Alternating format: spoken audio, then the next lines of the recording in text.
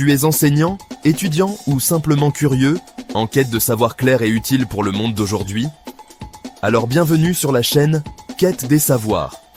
Sur cette chaîne, Dr Gamal Moukaled décrypte pour toi les grands concepts du numérique, de la science et de l'éducation, avec des explications simples, des exemples concrets et des vidéos courtes et impactantes. Big Data, IA, pédagogie, technologies éducatives, outils numériques pour la classe. Ici, chaque vidéo t'aide à mieux comprendre le monde et à transformer tes pratiques professionnelles. Que tu sois enseignant, formateur, étudiant ou apprenant autonome, tu trouveras ici des contenus fiables, structurés et directement utilisables dans tes cours, tes révisions ou tes projets. L'objectif, te faire gagner du temps, t'inspirer et t'accompagner dans ta propre quête de savoir. Abonne-toi maintenant à Quête des savoirs. Active la cloche pour ne rater aucune nouvelle vidéo et partage la chaîne avec celles et ceux qui veulent apprendre autrement. Ensemble, faisons du savoir un levier de changement, ici à Djibouti et partout dans le monde francophone. On assiste aujourd'hui à une transformation profonde de l'éducation.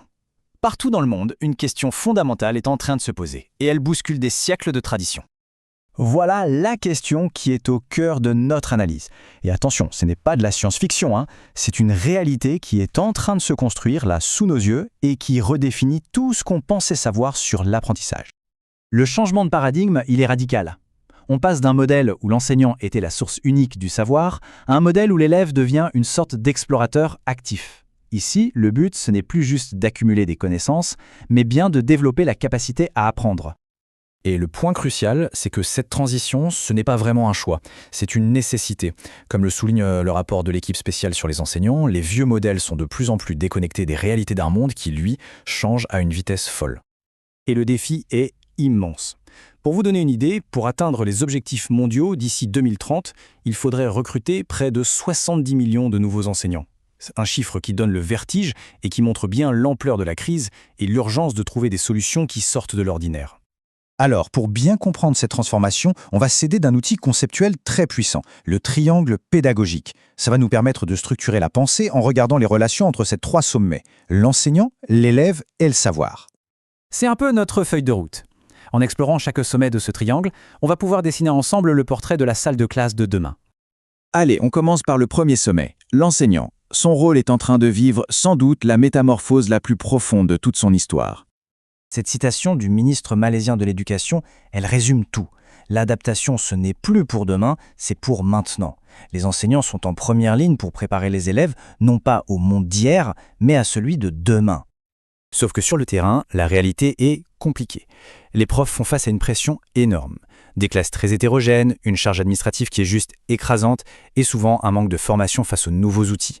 Comment devenir un guide si on est soi-même submergé ? Et c'est là que l'intelligence artificielle entre en jeu. Mais attention, pas comme un substitut, plutôt comme un assistant surpuissant. Elle répond directement aux défis qu'on vient de voir.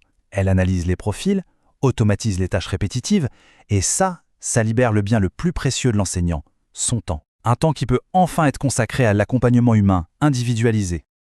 Passons maintenant au deuxième sommet de notre triangle, celui qui est vraiment au cœur de toutes les attentions, l'élève. Et là aussi, l'enjeu est de taille. Plus de 600 millions de jeunes dans le monde vont à l'école, mais n'acquièrent pas les compétences de base. C'est bien la preuve qu'un modèle unique ne fonctionne pas pour tout le monde, et que les inégalités, elles se creusent. Face à cette crise, la technologie peut vraiment être un levier pour plus d'équité. L'IA, en particulier, elle offre une chance historique de construire un pont vers une éducation plus juste et plus efficace pour chaque élève. En fait, l'IA permet de créer des parcours d'apprentissage sur mesure. Elle peut adapter les exercices en temps réel, proposer différentes manières d'expliquer un concept et même encourager la collaboration. Le but, c'est de garder chaque élève dans sa zone de progression idéale, là où il n'est ni découragé par la difficulté, ni lassé par la facilité. Mais soyons clairs, la technologie seule, ça ne suffit pas.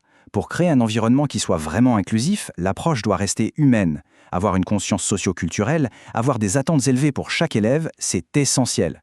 Ce sont ces qualités humaines, portées par l'enseignant, qui transforment l'outil technologique en un vrai levier d'équité.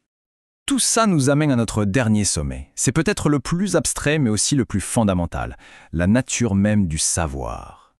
Avec l'IA, on voit apparaître ce concept d'apprentissage adaptatif intelligent. L'idée, ce n'est plus de voir le savoir comme un bloc de contenu statique à mémoriser. Non, c'est plutôt un parcours dynamique. Le système guide l'élève pas à pas et s'assure que chaque nouvelle étape est à la fois accessible et stimulante. Et cette perspective, elle change absolument tout. Apprendre, ce n'est pas juste recevoir une information. C'est un acte d'appropriation. C'est un processus actif où il faut en quelque sorte reconstruire le savoir pour soi-même. L'élève n'est plus un simple réceptacle, c'est un architecte de sa propre connaissance. En se mettant dans la peau d'un chercheur, d'un écrivain, d'un scientifique, il ne fait pas que recevoir le savoir. Il le vit, il se l'approprie. Bon, alors, comment est-ce que toutes ces pièces du puzzle s'assemblent? Revenons à notre triangle pour faire la synthèse. Le mot-clé, c'est l'équilibre. Le succès de l'école de demain, ça ne dépend pas de la technologie seule, mais de sa capacité à renforcer les liens entre l'enseignant, l'élève et le savoir. L'IA est un outil au service de cette relation, ce n'est pas une fin en soi.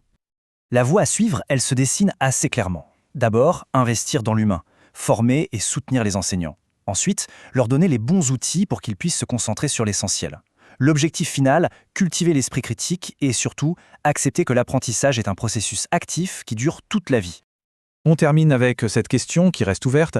La technologie offre des possibilités extraordinaires, c'est certain, mais le plus grand défi, ça va être de les intégrer tout en préservant et même en renforçant ce qui fait le cœur de l'éducation, la relation humaine. C'est vraiment sur cet équilibre délicat que se jouera l'avenir de nos écoles.